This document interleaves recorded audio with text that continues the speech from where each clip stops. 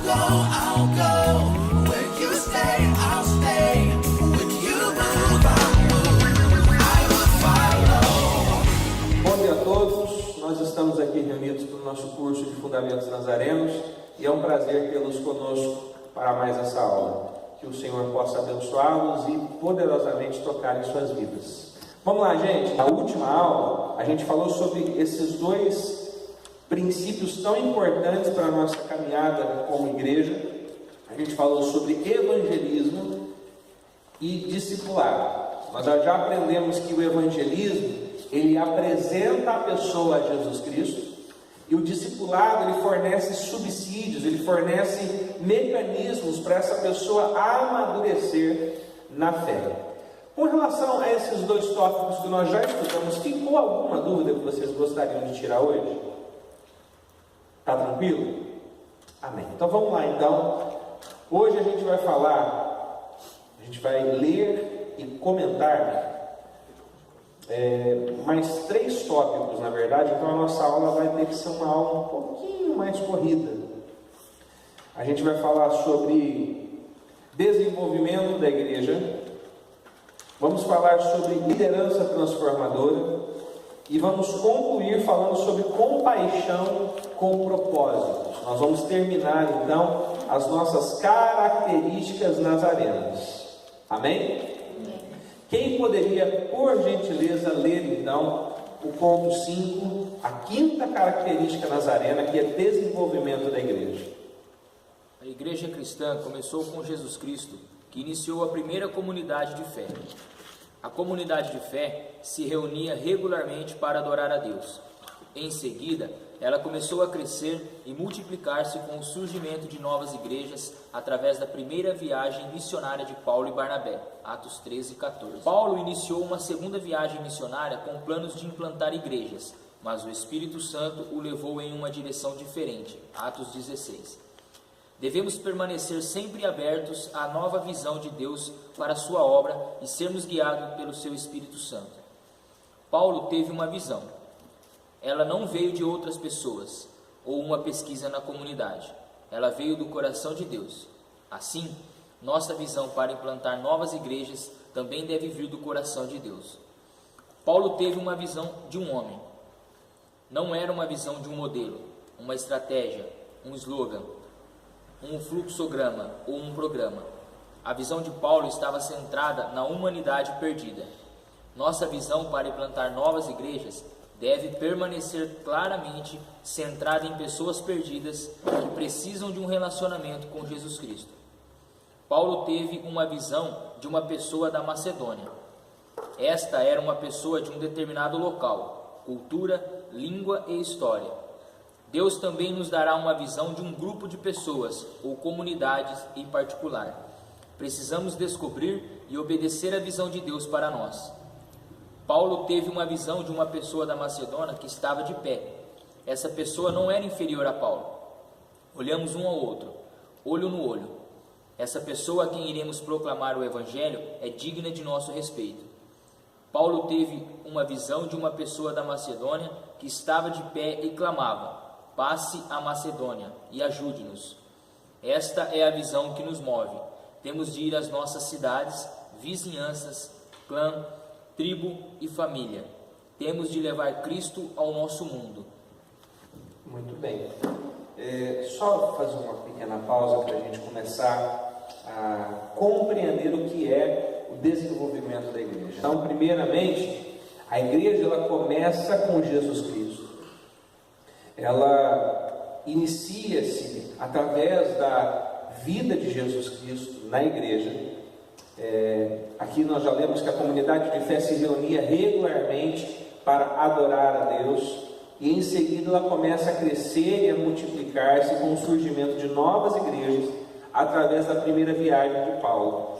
Mas a igreja ela nasce na pessoa de Jesus Cristo e ela tem o seu pontapé inicial como igreja, assim como nós a conhecemos hoje, em Atos capítulo 2.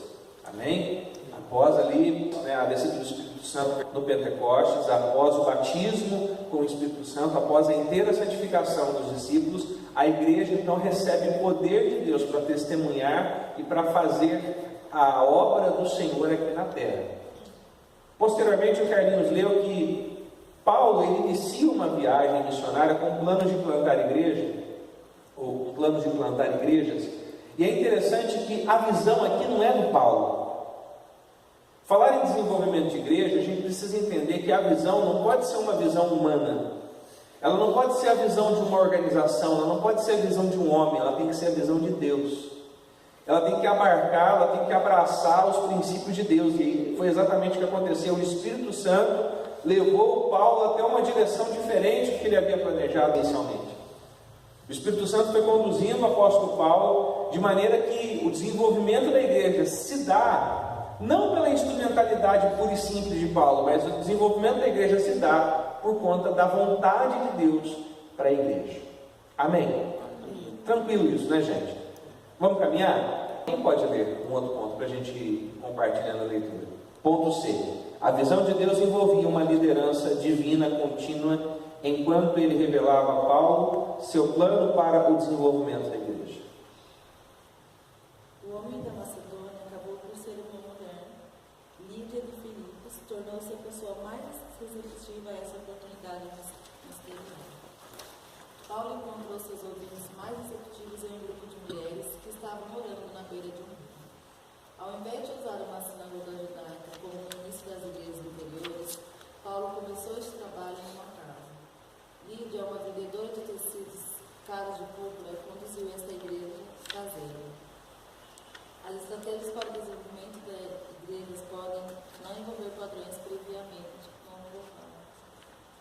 D. A implantação de igrejas exige grande sacrifício. Quem pode ler para a gente? Os esforços ministeriais de Paulo e Silas os levaram à prisão. Eles fizeram esse sacrifício pessoal de boa vontade. Eles cantaram canções de louvor a Deus enquanto sofriam em seu nome. Atos 16:5. Hoje, líderes religiosos e seguidores de Jesus pagam o mesmo preço por iniciarem igrejas. Isso exige muitas horas de oração, lágrimas, trabalho duro, esforço, dinheiro e às vezes derramamento de sangue para se iniciar novas igrejas. Apesar das dificuldades pessoais de Paulo e Silas, uma nova igreja caseira surgiu a partir deste evento, tendo o carcereiro de Filipos como seu novo pastor. Interessante, né? A plantação de igrejas e o desenvolvimento da igreja envolve sacrifício. Sacrifício de quem? Quem tem que se sacrificar na igreja? Sempre todo mundo pensa que é o pastor, só ele. Mata o homem. Mata ele, trabalha miserável. Acho que todos devem participar. Todos. O sacrifício tem que ser do corpo. É interessante como o Espírito Santo ele age nas nossas vidas. A partir do momento que a gente compreende que nós somos um corpo, a gente abraça a visão de que a gente precisa se comportar dessa maneira e se sacrificar juntos. Então, Paulo e Silas, eles foram presos por conta do Evangelho, eles foram injustiçados por causa do Evangelho. Quantos hoje estão dispostos a serem injustiçados por causa do Evangelho? Paulo e Silas, eles sofreram todo tipo ali de humilhação. Quem hoje está disposto a sofrer humilhação por causa do nome de Jesus?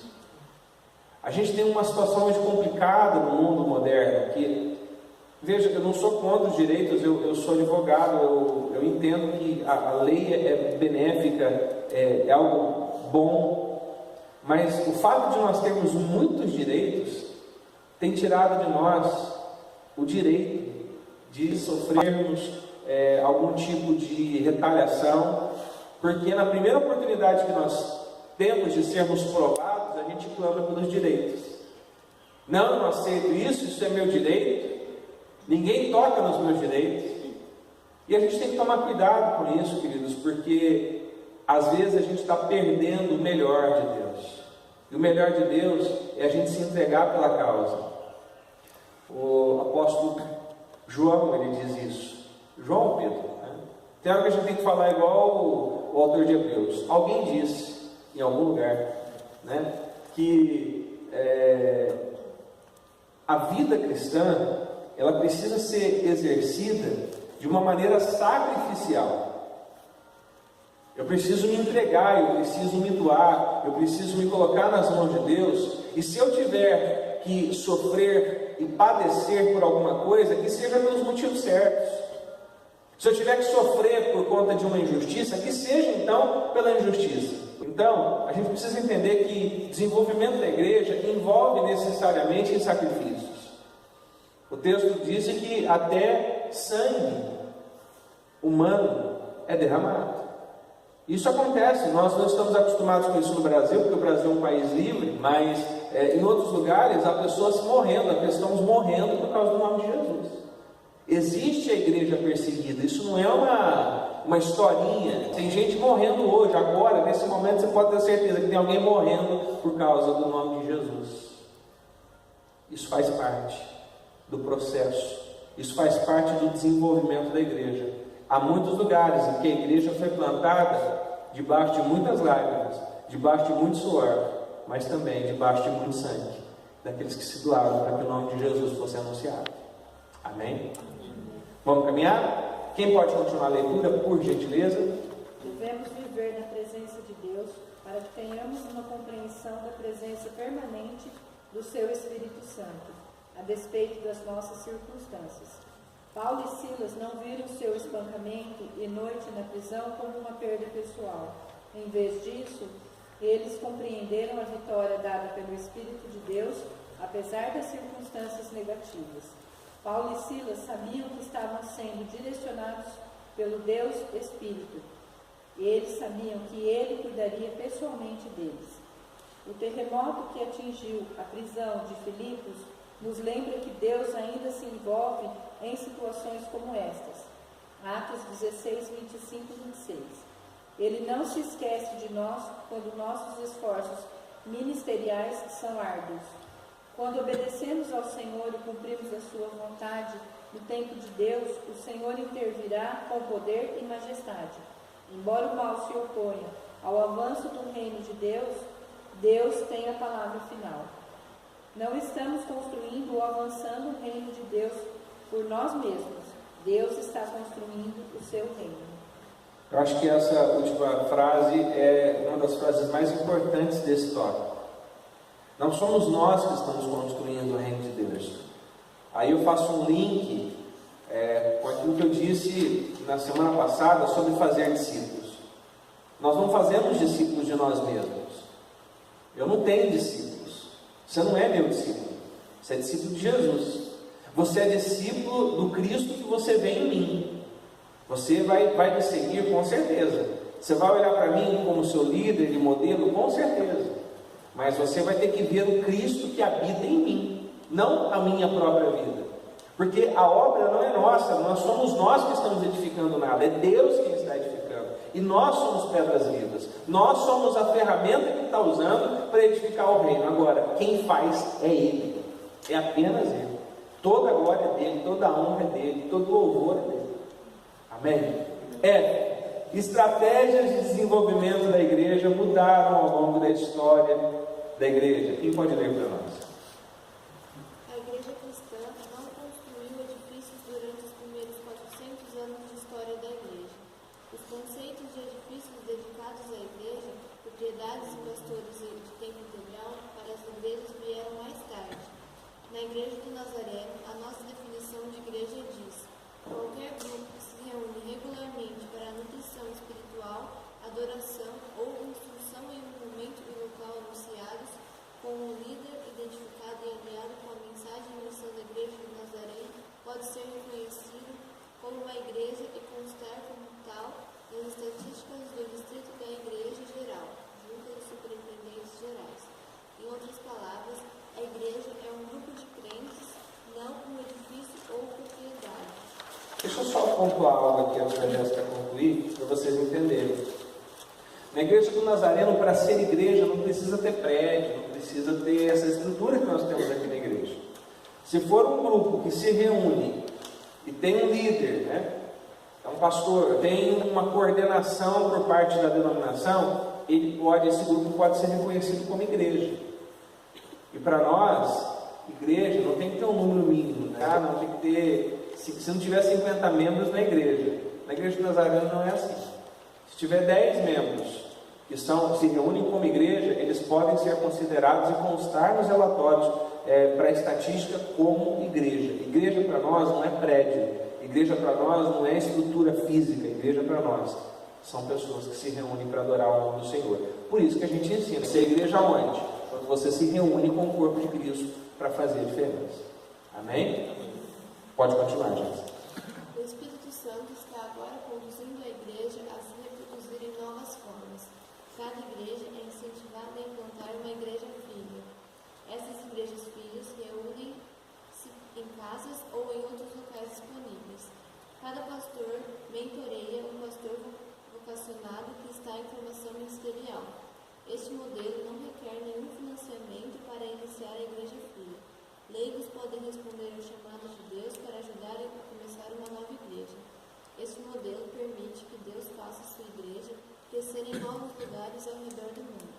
Ele apenas precisa de corações receptivos para capturar a visão, responder à chamada e permitir que Deus os lidere. Muito bem. G. Quem poderia ler para nós? O objetivo do desenvolvimento da igreja é alcançar novas pessoas para Jesus Cristo. Jesus disse: é necessário que eu pregue boas novas do reino de Deus em outras cidades também, porque para isso fui enviado. Lucas 4:43. Somos embaixadores do reino de Deus que dedicam suas vidas ao desenvolvimento da igreja. Nossos esforços não são destinados a apoiar uma organização. Queremos que o máximo de pessoas possíveis cheguem ao conhecimento salvífico de Jesus Cristo. Queremos então disciplinar esses novos crentes à imagem de Cristo. Jesus disse: abram os olhos e vejam os campos, eles estão maduros para a colheita. João 4:35. Muito bem. Então, fechando o entendimento sobre o que é o desenvolvimento da igreja, o que nós queremos dizer? O que vocês entenderam daquilo que vocês leram e daquilo que a gente já falou? O que vocês conseguem entender por desenvolvimento da igreja? O que é o desenvolvimento da igreja para vocês? Pregar o evangelho a toda criatura. Pregar o evangelho a toda criatura. Através da Palavra de Deus e um bom testemunho seu. Isso. Mediante a igreja, mediante o trabalho da igreja. A palavra igreja, do grego, é eclésia e significa a reunião dos chamados para fora. Então, igreja é isso, é um povo que se reúne em algum lugar específico para se edificar, para se ajudar mutuamente, mas eles também têm um alto chamado para fora. A igreja precisa voltar os seus olhos para o perdido, ela precisa voltar os olhos para aquele que ainda não está conosco, ainda precisa de que alguém vá lá resgatá-lo. Então a igreja ela deve funcionar, o desenvolvimento da igreja, melhor dizendo, ele deve funcionar como uma operação de resgate. Aqueles que vão lá fora trazer os perdidos para dentro da igreja. E quando eles vierem, nós temos uma outra responsabilidade. Além de trazer, a gente precisa cuidar, a gente precisa discipular, a gente precisa caminhar perto, a gente precisa desenvolver uma relação de amor, de carinho e até uma relação fraternal de irmão. Eu não sei como é que você é com seus irmãos, mas a gente cuida do irmão. A gente quer ensinar, a gente quer caminhar perto. O irmão mais velho, ele tem essa função perante os irmãos mais novos, de caminhar junto, de dar uma palavra, de segurar na mão. Entendeu? Então, quando a pessoa vem para a igreja, a função da igreja, o desenvolvimento da igreja deve agir nesse sentido, no sentido de levar as pessoas a alcançar a maturidade em Jesus Cristo. Amém? Está tranquilo? Vamos caminhar então. 6. Liderança transformadora. Quem poderia ler para mim? Vai ler na hora que eu achar que eu tenho que dar uma parada para a gente poder discutir, eu falo para vocês. Quem quiser ler, pode ler. Buscamos desenvolver líderes através do modelo de Cristo. Jesus é o nosso exemplo. Portanto, um líder transformador é um líder à imagem de Cristo. Líderes transformadores são submissos e humildes. Seguem Jesus Cristo e se submeteu à vontade do Pai. Filipenses 2:5-8. Dependem totalmente de Deus para responder às suas orações e suprir todas as suas necessidades. João 15:7. Submetem-se à autoridade de outros e pensam menos acerca de si mesmos. Efésios 5:21. Líderes transformadores são servos. Seguem o exemplo de Jesus Cristo, que não veio para ser servido, mas para servir os outros. Marcos 10, 45, Mateus 20, 28. Lideram a partir deste espírito e atitude de servidão. Filipenses 2. Líderes transformadores são visionários. Onde não há revelação divina, o povo se desvia. Provérbios 29, 18. Então o Senhor respondeu: escreva claramente a visão em tabuinhas, para que se leia facilmente. Abacuque 2, 2. Jesus escreveu a visão do reino de Deus. Temos de fazer o mesmo de maneira que todos possam entender claramente. Esta característica é um fator de distinção entre os seguidores e líderes. Os líderes visionários procuram a visão de Deus para a igreja e as comunidades lançam a visão a outros. Líderes transformadores pensam estrategicamente. Possuem a capacidade de traduzir a visão para as suas comunidades e transformá-las em instrumentos para o reino de Deus. Entendem as circunstâncias de nosso tempo e encontram respostas bíblicas para elas, como fizeram os filhos de Isacar. 1 Crônicas 12, 32. Vislumbram almas que devem ser ganhas para o reino de Deus. Lançam a visão em etapas de ação que mobilizam os crentes para os campos de colheita. São capazes de colocar a visão e missão em planos simples, mas eficazes para o reino. Lucas 14, 28 e 30. Líderes transformadores são formadores de equipes. Jesus é o nosso modelo. Ele formou a equipe e a habilitou, ao invés de realizar todo o ministério por si próprio. Mateus 10. Os discípulos de Jesus eram pessoas comuns, mas eles viraram o mundo de cabeça para baixo. Atos 17, 6. Líderes transformadores formam equipes que envolvem todos da igreja na obra do reino de Deus. Líderes transformadores são compassivamente assertivos. Quando Jesus enviou os seus discípulos para o trabalho evangelístico, ele os instruiu a serem prudentes como as serpentes e simples como as pombas. Mateus 10, 16. Líderes transformadores devem saber como equilibrar graça e lei, justiça e misericórdia, tudo em santidade. Devem ser pessoas que tomam decisões sábias e que devidamente mantêm as suas decisões. No entanto, as suas decisões devem ser temperadas com compaixão. Devem falar a verdade em amor. Efésios 4:15. Líderes transformadores comunicam claramente. Durante seu ministério terreno, Jesus frequentemente disse: aquele que tem ouvidos, ouça. Mateus 13:43. Jesus queria que seus seguidores ouvissem de forma consistente e persistente. Líderes transformadores devem tentar falar com a mesma clareza e precisão de Jesus Cristo. Líderes transformadores entendem a importância de uma comunicação clara, consistente e convincente. Além disso, se a trombeta não emitir um som claro, quem se preparará para a batalha? 1 Coríntios 14, 8. Líderes transformadores capacitam outras pessoas a levantar a próxima geração para liderar o reino. O estilo de liderança de Josué falhou em não levantar uma próxima geração de líderes. Ele liderou apenas para a sua geração. Juízes 2:10. Líderes transformadores não constroem impérios para a sua estabilidade. Eles treinam ambos a presente e a próxima geração. Eles identificam, treinam e desenvolvem mentores que equipam, capacitam e lançam líderes para a causa do reino de Deus. Nenhuma liderança é bem-sucedida sem uma sucessão para essa liderança. E as coisas que me ouviu dizer na presença de muitas testemunhas, confie a homens fiéis que sejam também capazes de ensinar a outros. 2 Timóteo 2:2. Muito bem. Deixa eu só dar uma pontuada em algumas coisas aqui para a gente poder entender de uma maneira clara o que significa uma liderança transformadora. Então eu vou destacar aqui alguns pontos que evidenciam, ou que são mais fortes, para mim pelo menos, na questão da liderança transformadora. Um líder transformador é um líder à imagem de Cristo.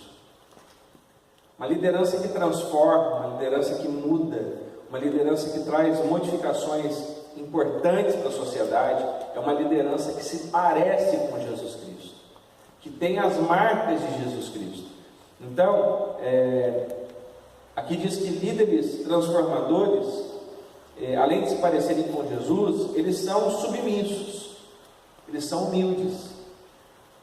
Não há espaço para prepotência, não há espaço para arrogância, não há espaço para empáfia na liderança. O texto nós lemos também fala que nós somos líderes, ou precisamos de líderes, ou precisamos ser líderes que são servos. Então a gente tem que olhar para o modelo de Cristo e ver como Jesus, o servo sofredor, se comportou, e a gente precisa se comportar de maneira igual. E a gente precisa pensar sobre isso, porque em muitos lugares, em muitas comunidades de fé, o que a gente vê ou é um líder carismático à frente. O que é um líder carismático? É um líder cheio de dons, cheio de performances, cheio de aparatos. Ou nós vemos um líder autoritário, que é o general, é o coronel da igreja, ele manda em tudo, ele faz tudo, ninguém manda nada, ninguém decide nada, é ele que faz, é ele que acontece, é ele. Em alguns casos a gente vê as duas coisas juntas. O cara que é carismático e é o cara que manda na igreja. A gente tem que tomar cuidado, porque uma liderança transformadora não pode ser dessa forma. O pastor, o líder da igreja, ele tem que ser o servo de todos, ele tem que servir a todos, ele tem que estar disposto e disponível para todos. Ele tem que se parecer com Jesus Cristo. E a partir do momento que essa liderança for visualizada nele, ele vai conseguir reproduzir isso nas outras pessoas que estão debaixo da sua orientação. Eu entendo a questão de liderança espiritual e de autoridade espiritual sobre a vida das pessoas, mas eu entendo isso da seguinte maneira: as pessoas se colocam debaixo, ninguém é obrigado a ficar debaixo. Acho que quando a coisa é empurrada, goela abaixo, obrigado, é algo que não é legítimo. Se tem uma coisa que o cristianismo nos ensina, é que nós somos livres. Nós somos livres para andarmos juntos, nós somos livres para nos sujeitarmos, nós somos livres para obedecermos. Amém? Amém. Líderes transformadores são visionários. O que é isso, gente? Quer dizer que tem o dom da visão, né? Não necessariamente isso. O texto que vocês leram de Provérbios, que diz que quando não há revelação divina, o povo se desvia, está falando sobre a visão que Deus dá para o líder, para o pastor. E aí, agora sim, é o pastor. Para quem que Deus dá a visão? Deus não dá a visão para um grupo da diaconia, Deus não dá a visão para um grupo dos jovens, Deus dá a visão para quem? Para o pastor. Agora, como que esse pastor adquire a visão de Deus? Gente, debaixo de muita oração, jejum, busca, pergunta. Eu estou perguntando para Deus constantemente o que Deus quer. Deus, o que o Senhor quer que a gente faça? Todas as decisões que nós tomamos, fechar esse mundo aqui, pôr a igreja para lá, isso tudo é resposta de oração e de visão de Deus para nós. Eu me lembro que quando eu vim para cá, eu via esse terreno grande, eu via a igreja, e tantas coisas para fazer, eu falava: Deus, como que a gente vai fazer isso? Porque dinheiro para fazer, para parar e fazer de uma vez, a gente não tem. Eu não sei como que a gente pode proceder. E Deus foi me dando uma visão. Qual que é a visão? Separa um terreno do outro, separa um prédio do outro, vai para lá, depois você fica aqui, se arruma aqui, depois você arruma lá. Esses dias eu falando: Deus, mas é só isso? Aí Deus falou: não é só isso, você vai ter que ir com uma galeria lá depois. Então você tem que já pensar na galeria, fazer um pé direito alto, tem que pensar isso tudo. Visão de Deus. Aonde não tem visão, a coisa não acontece. Mas a visão é só para construção? Não. Por que Deus está dando essa visão de construção? A gente acabou de falar que a visão da igreja não é prédio. É porque Deus tem muito povo nessa cidade. E a gente vai ganhar almas para Cristo. E onde que a gente vai pôr? Dentro da igreja. A estrutura da igreja é importante, gente? Lógico que é. Lógico que é. Isso é importante, por exemplo, a pessoa que vem para a igreja a primeira vez, ela vai ser tocada pelo Evangelho, com certeza Deus vai falar com ela, mas a maneira como a igreja está disposta, se a igreja tem, por exemplo, um lugar para parar o carro, se a igreja tem um lugar para cuidar do filho dela, se a igreja tem uma boa escola infantil, a pessoa vai pensar de novo em voltar para essa igreja. Então isso tudo é importante, é visão de Deus. Então a liderança transformadora é uma liderança que tem visão, que olha para frente, que pensa daqui 30 anos, e a gente tem pensado nisso. Eu e a Junta, nós temos pensado na igreja, a gente pensa do presente para frente. Então, como que a gente pensa agora? A gente pensa daqui nos próximos 3 anos, onde que a gente quer estar. Eu lembro do meu planejamento quando eu vim para cá, eu estou com 4 anos aqui, eu estou dentro do planejamento. O planejamento era isso aqui mesmo. Mas a gente está pensando daqui 20 anos, como que vai estar? Daqui 20 anos eu vou ter 55 anos. Como que as coisas vão estar? Quantos líderes nós teremos na igreja? Como que essa igreja vai caminhar? Depois que a gente terminar a reforma, o que a gente vai fazer? Porque isso, a reforma vai acabar uma hora. Não é verdade? Não vai ser igual na casa da minha mãe, que foi uma reforma de 30 anos. Misericórdia. E a hora que acabou tudo, meu pai, injuriado, começou a quebrar e fazer tudo de novo. Porque ele não conseguia ficar parado. Ele foi construindo até acabar o terreno. Acabou o terreno, ele falou, agora vou quebrar e refazer tudo de novo. Ele fazia muro, derrubava muro, era bem dele. Então, isso não vai acontecer aqui na igreja. A hora que acabar a reforma, o que a gente vai fazer? Eu penso que a hora que acabar a reforma, a igreja vai estar muito maior, nós vamos ter um potencial incrível para evangelismo, e por que não pensar em criar formas e mecanismos de influenciar essa cidade em outros mecanismos? Por que não ter uma escola? Por que não ter uma escola aqui de artes, ter uma escola de música? Por que não pensar em influenciar as novas gerações mediante outros procedimentos? Isso tudo é visão. Se a liderança transformadora não tiver visão, o negócio não acontece. Você não pode chegar para o seu líder e perguntar o que nós vamos fazer daqui 10 anos. Ele fala assim, não sei, estamos na dispensação do Espírito. Não, ele tem que saber o que ele quer. Ele tem que saber onde vai chegar. Uma das coisas que a gente sempre tem uma resposta na ponta da língua é aonde a gente quer chegar. Eu sei onde eu quero chegar. Eu sei que Deus tem um plano grande para essa igreja. Deus tem um plano grande para a igreja em Pederneiras. Não é só para a igreja de Nazareno. Quando a gente ora para Deus trazer crescimento, eu não oro só para Deus crescer aqui. Eu oro para Deus crescer nas outras igrejas também, para Deus abençoar, para Deus derramar, para Deus fazer a diferença. Mas isso precisa ser vislumbrado pela liderança. E a liderança transformadora tem essa pegada de visão. Ela enxerga aqui, mas ela enxerga daqui 20 anos, daqui 30 anos. Amém? Líderes transformadores, eles pensam estrategicamente, eles são formadores de equipe. É interessante isso, porque a gente falou um pouco, até bastante na última aula, a gente falou a contento sobre isso, eu só vou dar uma pontuada. Mas existe uma cultura que precisa ser quebrada, que é a cultura de que quem faz tudo na igreja é o pastor. Quem dá aula na escola bíblica é o pastor, quem prega é o pastor, quem visita é o pastor, quem vai no hospital é o pastor. Então isso precisa ser quebrado, porque o pastor precisa criar equipes. Vai chegar uma hora, eu nunca vou falar isso, eu não vou visitar mais. Deus me livre disso, eu sou pastor, eu amo visitar, eu gosto de estar com as pessoas. Mas vai chegar uma hora que eu não vou conseguir visitar todo mundo. E eu não vejo a hora disso chegar, isso acontecer. Eu não vejo a hora, por exemplo, da gente ter uma equipe cuidando das visitas na igreja. Chegou um membro novo, vamos visitar. Eu acabei de ler um livro, acabei de ler ontem, inclusive, sobre, eu já falei na semana passada também, que é aquele livro que fala sobre as igrejas com ministros leigos. E o título, acho que é isso, a Igreja de Ministros Leigos. O pastor que escreveu é um pastor chamado Jong Sik Park, um pastor coreano. E ele fala exatamente sobre isso. Ele fala sobre você compartilhar o ministério pastoral. Ele fala sobre você delegar o ministério pastoral para que a igreja cresça.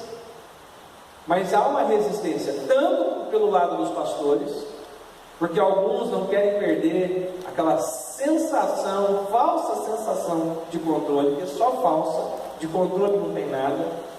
E o povo também, por sua vez, alguns pensam o seguinte: eu não sou pago para isso, eu não ganho absolutamente um centavo para visitar ninguém, e começam a olhar para a igreja apenas como um lugar de emprego, apenas como um lugar onde elas podem receber alguma coisa. Amados, o conceito de pastoreio de tempo integral, que é esse conceito que nós vivemos, em que a igreja ela traz um pastor e paga um salário para ele cuidar da igreja integralmente, ele funciona muito bem, porque o pastor ele se abnega também. Se o pastor for olhar pela questão financeira, pelo dinheiro, ele deve parar de pastorear. O pastor legítimo, nenhum pastor legítimo vai pastorear por dinheiro, vai pastorear pelo salário que recebe. Então é errado, por exemplo, o pastor falar assim: a igreja está me devendo tanto. A igreja não te deve nada. Se a igreja não conseguir pagar o salário, a igreja não deve nada. Pastor não é empregado, pastor não é CLT, pastor não tem vínculo empregatício. É preciso entender isso. Agora, da mesma forma que o pastor ele abre mão de um monte de coisa para servir, nada mais justo do que aqueles que são bivocacionados na igreja também abram mão e ajudem a igreja a crescer e façam a visita, se sintam parte do corpo de Cristo, se sintam participantes daquela história. Agora, enquanto a gente não quebrar esse paradigma de que o pastor precisa delegar e as pessoas também precisam abraçar a missão, a coisa não cresce. A gente fica se comportando às vezes como o mau funcionário. Como que o mau funcionário se comporta? Ele só faz o que é da sua responsabilidade. Então ele passa pelo chão, ele vê um papel no chão, ele não pega, porque ele diz o seguinte: isso aqui não é a minha função. E quantas vezes dentro da igreja a gente está fazendo a mesma coisa? A gente viu que o irmão não veio, e ao invés da gente ir atrás, ligar, mandar uma mensagem: irmão, está tudo bem, você está precisando de ajuda, a gente fala o seguinte: aonde estava o pastor? Que ele não viu. Aonde estava o pastor que ele não foi visitar? Enquanto a igreja não compreende isso, ela não abraça a missão, e ela se comporta exatamente dessa maneira: não é a minha função, isso é função do pastor. Em alguns lugares, as pessoas têm muita dificuldade de ir para a igreja para servir. Precisa fazer um mutirão na igreja. E as pessoas estão naquela corrida e falam assim: pastor, eu não posso ir, mas quanto que é? 200 dá para pagar, para ajudar aí? Pagar. Eu dou 200, eu dou 300, o outro dá 500. Vamos pagar, pastor. A questão não é o dinheiro. A questão é a gente fazer parte. A gente põe a mão naquilo e fala: olha, eu faço parte disso. Eu estou junto. Então a liderança transformadora é uma liderança que permite que as pessoas da igreja trabalhem, que elas sirvam ao reino de Deus, e não apenas um homem, não apenas uma família, não apenas uma meia dúzia da igreja, todos sejam ministros do Deus vivo. Amém? Amém. Vamos caminhar, vamos encerrar aqui esse ponto. Líderes transformadores comunicam claramente, a mensagem precisa ser pregada com clareza. Líderes transformadores capacitam outras pessoas a levantar a próxima geração para liderar o reino. Nós precisamos capacitar as pessoas. Por isso a gente investe em escola bíblica. Por isso a gente investe em grupos de comunhão. Por isso que a gente tem investido já há alguns anos na igreja em discipulado. Em discipulado. Precisa entender, gente. Discipulado não é estratégia de crescimento. Por que muitas igrejas em células, elas tiveram muitos problemas? E algumas ainda estão tendo. Porque eles entenderam, algumas pessoas compreenderam de maneira errada, ao meu ponto de vista, que a célula é para fazer a igreja crescer. A célula é uma estratégia de crescimento, e está errado. A célula, o grupo de comunhão, o culto caseiro, o nome que você quiser dar, ele precisa funcionar como um instrumento de discipulado. O discipulado nem sempre vai fazer inicialmente, principalmente no início, a igreja crescer. Há alguns casos que quando você implementa o discipulado, você perde gente. Inicialmente, eu preciso entender que o discipulado nem sempre vai fazer a igreja crescer, pelo menos numericamente, mas o discipulado vai fazer a igreja crescer em seus corações. O discipulado vai fazer com que a igreja amadureça. Isso vai atrair novas pessoas, e quando as outras pessoas chegarem, a gente vai conseguir discipular melhor, a gente vai conseguir cuidar. Então eu preciso entender que o discipulado ele não é uma estratégia de crescimento. O discipulado é uma ferramenta de cuidado. E ovelhas bem cuidadas, elas geram Ovelhas bem cuidadas, elas produzem. Ovelhas bem cuidadas, elas não morrem, elas não vão embora, elas não deixam aprisco, porque elas querem continuar naquele lugar. Por que a igreja perde gente? A igreja perde gente porque em algum momento a gente deixou de cuidar. E se a gente delegar isso tudo para o pastor, gente, nós vamos ficar com 70, 90, 100 membros a vida inteira. E eu não sei você, eu não quero.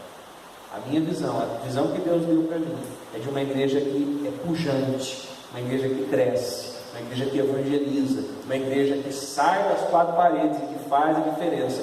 E isso tudo debaixo de um manto de santidade. Isso tudo debaixo da visão da igreja, que é santidade ao Senhor. Eu creio nisso. Eu espero em Jesus que vocês também creiam. Porque, gente, isso que Deus está trazendo para nós, vivendo a grande comissão, é algo inédito para a igreja, não só na América do Sul, mas em toda a igreja do mundo. O que Deus está fazendo é algo incrível. Se a gente abraçar a visão e surfar essa onda, a gente vai crescer muito para a glória do Senhor. Os resultados serão grandiosos. Amém? Os carinhos não estão com cara de quem vai perguntar, então vamos perguntar para todo mundo.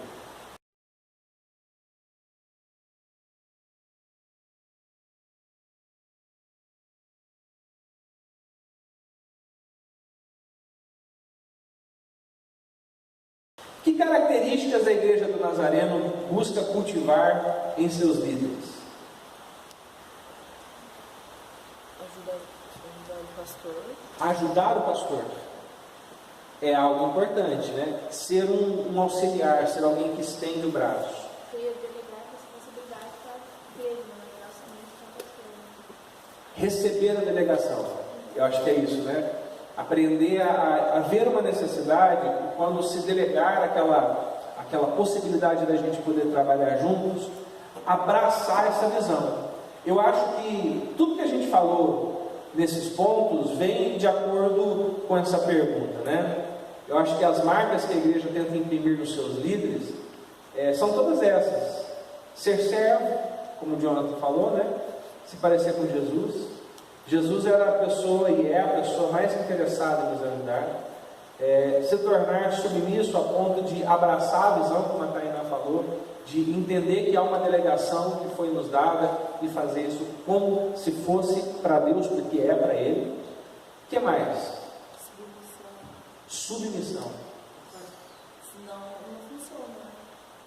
Porque mesmo que às vezes eu não concorde, mas se o pastor falou, eu tenho que ir de Deus. Exatamente. Porque eu estou entendendo que é Deus que colocou um líder acima de mim e Ele está me dando uma orientação que é para o meu bem. Aliás, não é só para o meu bem, é para o bem de todos. A gente precisa pensar como cristãos na coletividade, não é apenas no nosso bem-estar, é no bem-estar de todos. Por exemplo, quando eu tomo uma decisão na igreja que afeta pessoas, eu não estou pensando em uma pessoa específica, eu estou pensando em todos. Quantas vezes vocês já ouviram eu falar assim: olha, eu não posso ir por esse caminho, porque se eu for por esse caminho, eu abro um precedente perigoso. Eu estou pensando na coletividade, eu não posso pastorear o rebanho de Deus olhando para uma pessoa só. Eu tenho que olhar para o rebanho todo e ver o que é melhor para ele. Então a questão da submissão é importante não apenas na igreja. Nós pastores às vezes erramos, porque a gente cobra isso do povo, mas nós temos dificuldade às vezes de sermos submissos. Não vale. Não adianta eu te ensinar a ser submisso e eu não for submisso ao meu líder. Eu não ser submisso ao pastor Fabiano. Eu não ser submisso ao meu distrito. Eu não responder à igreja da maneira que ela espera que eu responda. Eu não pregar a palavra do jeito que ela espera que eu pregue. Eu não ser leal aos princípios que a igreja sustenta. Não vale a pena. Não está certo. Que tipo de fidelidade é essa? Que tipo de submissão é essa? Que eu cobro das pessoas, mas eu não evidencio. Se vocês não virem isso em mim, vocês também não vão conseguir ser submissos. Eu tenho certeza que vocês veem isso em mim. Vocês veem a maneira que eu lido com o distrito. Vocês veem a maneira como eu me reporto ao pastor Fabiano. É o nosso líder. Tem coisas que eu acho que poderiam ser diferentes. E na maioria das vezes eu nem falo para ele, porque eu oro, eu falo: Deus, eu acho que podia ser diferente. E às vezes eu oro, o negócio muda, às vezes eu oro, não muda, e está tudo certo. Porque ele é o responsável por algumas questões. Amém? Eu acho que cresce muito quando a gente aprende a se submeter. olha, eu acho que poderia ser diferente, mas eu vou fazer exatamente do jeito que foi pedido, porque eu quero agradar a Deus. Eu vou fazer como se fosse o próprio Senhor tivesse pedido para mim. Para a gente fechar, se a liderança ela pretende transformar o meio ambiente em que ela está inserida, ela precisa se parecer com Jesus. Ela precisa fazer a diferença. Amém? Alguma dúvida mais, gente? Tranquilo? Vamos caminhar? Para a gente concluir. 7ª característica nazarena: compaixão com propósito. Quem poderia ler para a gente?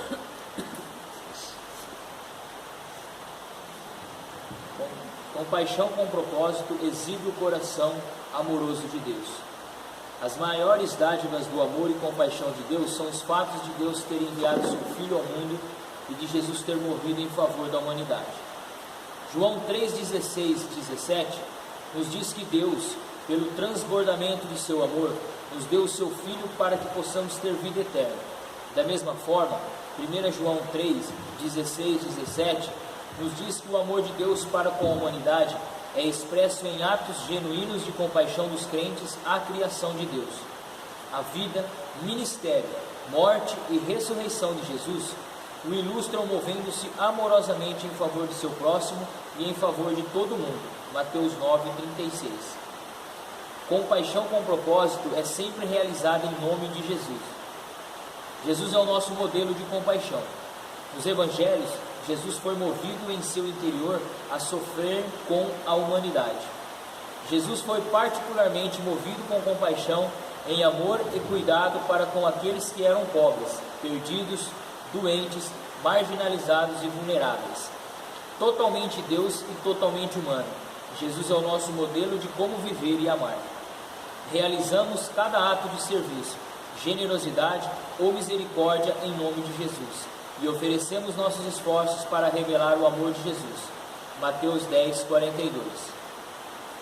Compaixão com propósito respeita a dignidade de cada pessoa. O povo de Deus oferece esperança, amor e ajuda em nome de Jesus, de uma maneira que honre cada pessoa como alguém que é feito à imagem de Deus, como criação de Deus. Compaixão não tem um outro motivo a não ser estender o amor de Deus em Cristo. Compaixão com propósito flui naturalmente através de crentes transformados. A igreja é chamada a representar o próprio amor e compaixão de Deus no mundo. O trabalho de compaixão nunca é concluído somente pelo esforço humano ou ativismo social. Como corpo de Cristo, o nosso chamado compassivo toca todas as áreas da vida de uma forma holística, formada pela vida de Jesus e a orientação do Espírito Santo.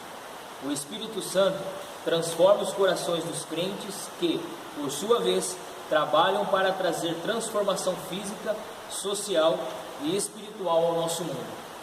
A compaixão é destinada a ser integral e ativa na vida e ministério de cada congregação. Compaixão com propósito é a nossa definição wesleyana na missão holística. Somos enviados por Deus Pai e capacitados pelo poder do Espírito Santo a ir ao mundo para amar e servir ao Senhor. Acreditamos que o Pai já está trabalhando pelo poder do Espírito na vida de cada pessoa e nós somos chamados para participarmos desse bom trabalho. O verdadeiro evangelismo traz o chamado e compromisso de ingressar e nos envolvermos na vida dos que nos rodeiam. Em nome de Jesus, nos aproximamos do sofrimento e quebrantamento e procuramos trazer cura, esperança, paz e amor às pessoas que estão em necessidade, marginalizadas e vulneráveis. Somos atraídos uns aos outros para uma amizade amorosa e comunhão, o que traz consequências sociais. Esta também é a forma como Deus constrói e estende o corpo de Cristo. Compaixão com propósito flui de nossas vidas como uma expressão de nosso compromisso com a missão de Deus para resgatar um mundo destruído. Procuramos ver, ouvir e responder à humanidade destruída e ferida da mesma maneira que Deus tem feito. Buscamos investir todos os recursos que temos disponíveis para aliviar o sofrimento humano e buscar os planos de Deus de restauração, plenitude, salvação e paz para o mundo. ainda tentamos reparar os sistemas das sociedades em ciclos, que criam as estruturas de injustiça, contribuindo para a opressão de pessoas e o mal sistêmico em nosso mundo, e fazemo-lo em nome de Jesus. Procuramos, em tudo o que fazemos, ajudar a cumprir a missão do Senhor e trazer a glória a Deus. Miqueias 6:8. Muito bem. Então, a última característica nossa como nazarenos é a compaixão com propósito. E eu acho que muitas pessoas, alguns aqui na verdade, ficaram com dúvida na palavra holística, o que é ser uma missão holística, né? Então, onde está escrito holístico na sua apostila, escreva assim, perto ou em cima, faça uma flechinha, integral. Integral.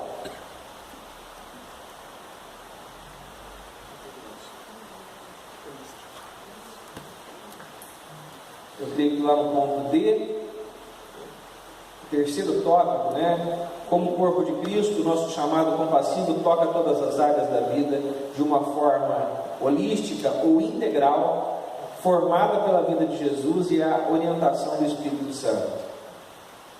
Depois, lá no ponto E, fala sobre a compaixão com propósito. É a nossa definição wesleyana de missão holística ou de missão integral. Então vamos fazer uma pergunta para a gente pensar um pouco sobre essa questão da missão integral. O que significa dizer que a compaixão com propósito é parte da nossa missão integral? É parte da nossa missão holística? O que faz vocês pensarem sobre esta pergunta? O que faz passar, o que passa na cabeça de vocês, melhor dizendo, sobre esta pergunta? O que significa dizer que a compaixão é parte da nossa missão integral? Faz parte da nossa vida, não O tempo todo. O tempo todo. Eu acho que a essência do cristianismo é nós nos preocuparmos com o próximo, é amar a Deus em primeiro lugar, acima de todas as coisas, com toda a nossa alma, nosso coração, nosso entendimento, e amar ao próximo como a nós mesmos. Então, missão integral, na melhor concepção da palavra, né? E aqui eu não estou entrando em questões de missão integral, essa que nós temos hoje, que é um pouco mais politizada, que está mais atrelada aos meios políticos e aos movimentos sociais. Não é esse tipo de missão integral que eu me refiro à missão integral bíblica, e essa aqui que nós estamos falando. Nós estamos falando sobre uma missão que faz parte da nossa vida cristã. Então, eu desenvolvo compaixão porque é inerente ao meu chamado cristão. Não existe igreja cristã, não existe comunidade de fé cristã legítima que não se preocupe com o outro. Tem alguma coisa errada se isso não acontece. Esses dias eu, conversando com uma moça de uma outra igreja, ela me disse assim: eu estou muito chateada. Eu falei: por que você está chateada? Eu estou chateada porque a minha igreja está mais preocupada em pôr o ar-condicionado nela do que pregar o evangelho perdido.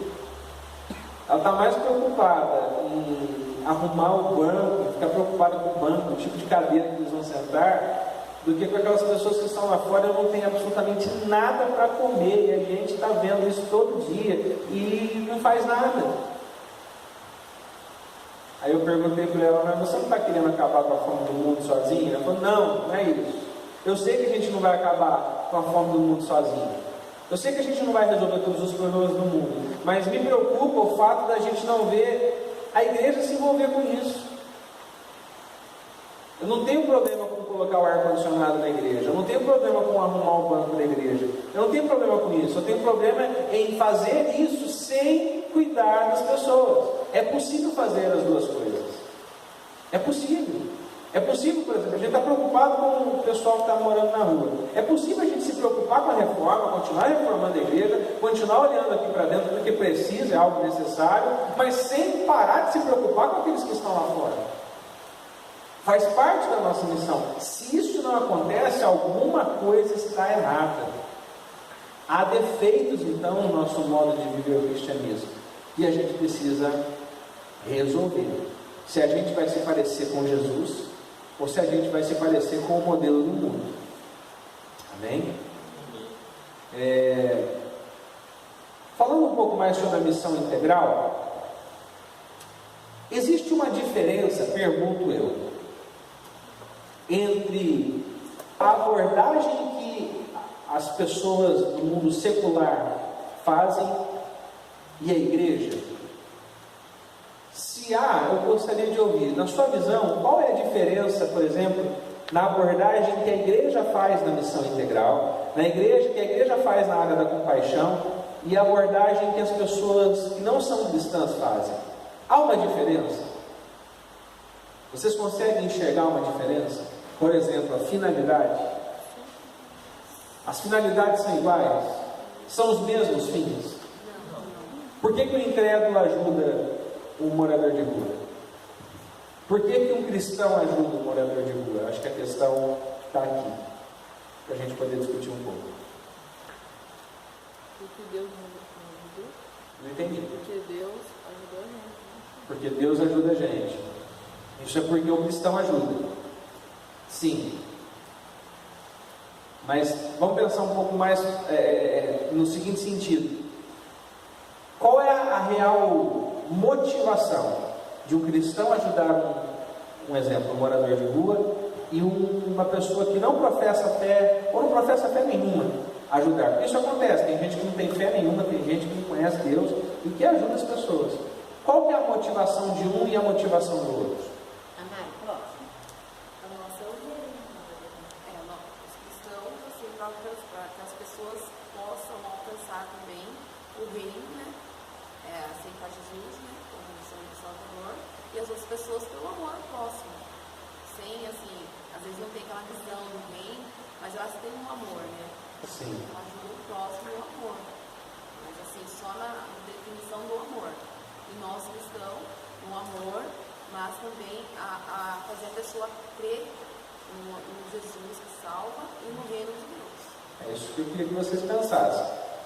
Eu preciso entender que tem gente que fala assim, eu não vou na igreja e tal, mas eu ajudo o pobre, eu dou comida para quem precisa, eu levo roupa para aqueles que não têm roupa para se vestirem. Isso tudo não basta. Eu falei sobre a motivação. A motivação daquele que não conhece a Cristo em ajudar o pobre é uma boa motivação, é ajudar o próximo com certeza, mas ele não tem mais nada para oferecer a não ser aquilo, a não ser a roupa, a não ser a comida. A gente usa a roupa, usa a comida para oferecer valores eternos. A gente usa essa oportunidade de levar a roupa, a comida, aquilo que a pessoa está precisando, de suprir a necessidade do próximo, como um pretexto, um bom pretexto, uma boa oportunidade para anunciar o Evangelho, para entrar com o Evangelho do Reino lá dentro da vida daquela pessoa, e ela então ser transformada, ser modificada e ser, sobretudo, salva. Então, a missão integral, ela é integral por esse motivo. Ela abarca não apenas o corpo, mas ela abarca o corpo, a alma e o espírito. Ela cuida do ser integral. Por isso se chama missão holística ou missão integral. Amém? Tranquilo? Vamos fazer uma pergunta então para vocês responderem e a gente ir embora. Como o Espírito Santo te desafiou na aula de hoje? Alguém aqui se sentiu desafiado pelo Espírito Santo? Se sentiu alguma área que Deus tenha te levado a enxergar de uma outra maneira? Eu gostaria que você compartilhasse conosco. Sobre a compaixão, missão sobre a compaixão. Você olhar além da aparência da pessoa. Às vezes vem como assim para desafiar você, mas aí você olhar com compaixão que aquela pessoa está perdida. Ela age de algumas maneiras, mas é porque ela não sabe como agir. Então o Espírito Santo me tocou nessa parte de compaixão. Muito bem, muito bem. Alguém falou sobre missão holística? Cátia. Eu achei interessante. algo que abre nossa mente, né? A Porque missão integral. às vezes a gente tem um conceito muito pequeno das coisas, do tamanho que é a grandeza que é. E eu também achei interessante a questão da liderança, de falar que veio tratando vários pontos que às vezes a gente nem percebe. Tal importância que nós temos na igreja. Eles falam assim, ai, é só ingressar porque o outro faz isso e o outro. Mas cada um de nós, é como se fosse um quebra-cabeça, cada um de nós aqui somos importantes para a obra. E tudo que acontece porque cada um de nós doa um pouquinho, mas dá para dar um pouquinho mais também. É isso aí. Sempre há espaço para a gente melhorar na obra do Senhor. E como a Kate falou, nós somos um corpo. Um corpo que exerce, cada parte desse corpo exerce uma função preponderante, fundamental, é importante. Deus ele vai se movimentar através da gente. Os milagres que Deus vai fazer, ele vai fazer. When you go, I'll go. When you stay, I'll stay. E ao When you move, I'll move. I will follow.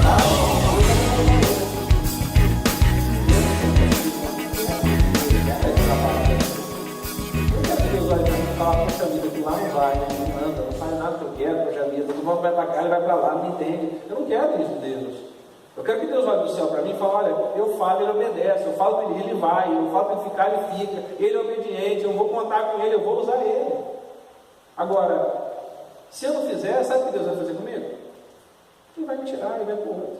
É assim que Deus faz. Não é porque Deus ele quer usar as pessoas, não, pura e simplesmente, é porque Deus quer que as pessoas cumpram o propósito pelo qual elas foram criadas. Então, eu preciso entender que Deus ele vai usar aquele que se coloca em suas mãos. E a igreja precisa entender isso. Se a igreja como um todo entender que ela é um corpo de Cristo e que ela exerce uma função preponderante na sociedade, certamente aquela cidade, aquele lugar vai ser transformado. Amém? Diga, Natália. Nossa, na parte dos líderes, né? Eu vivi isso, que muitas pessoas, elas precisam, o que o líder faz. O líder às vezes não tem noção de tão importante ele é na vida dos outros irmãos. Sim. E assim, o amor que eles têm, eles não fazem ideia de como eles transformam a vida de uma pessoa. Um líder. Tanto pode ser o líder das irmãs, ou do grupo de jovens, porque querendo ou não, a gente olha aquela pessoa, quando ela está próxima de Jesus, a gente fala, eu quero ser como ele. Assim, eu quero conseguir amar e fazer isso sem assim, eles não recebem dinheiro para isso, é só pelo amor mesmo. Então eu quero dizer assim que os líderes aqui da igreja que eu já conheci, o que eles fazem com muito amor e eles são muito bem vistos. E é para eles continuar mesmo, porque eles são muito importantes. Glória a Deus. E eu acho que esse é o trabalho da liderança. A liderança precisa inspirar. A gente toma cuidado para não gerar nas pessoas uma relação perigosa, às vezes, de dependência. Uma liderança, se o líder sair, não. O líder saiu, faz parte. Se o líder desviar, caiu. Não tem problema nenhum. Ele é só um ser humano que Deus usa. Mas é tão bonito quando a gente consegue ver isso nas pessoas e falar assim, eu vou me inspirar nela. Vamos orar? Vamos encerrar? Glória a Deus. Vamos orar encerrando então. Ó Deus, obrigado pela aula. Foi muito bom, Deus. A gente aprendeu coisas novas, a gente pôde discutir sobre assuntos bíblicos, contemporâneos e fundamentais sobre a nossa fé. Queremos te agradecer por este grupo de irmãos, guerreiros e guerreiras do Senhor, que tem estado conosco estudando um pouco mais sobre a nossa denominação, estudando um pouco mais sobre a Bíblia, sobre as nossas origens do Senhor, e eu quero te agradecer por isso. Peço-te, ó Deus, que o Senhor nos leve em paz e segurança para as nossas casas, nos dê um domingo abençoado, repreenda todo mal, Senhor, toda seta de Satanás contra a nossa vida, toda barreira que seja quebrada, e nós hoje à noite possamos logo mais estarmos juntos para cultuarmos e adorarmos o Teu nome. Em nome de Jesus oramos e agradecemos. Amém e amém. Graças a Deus. Where you go, I'll go.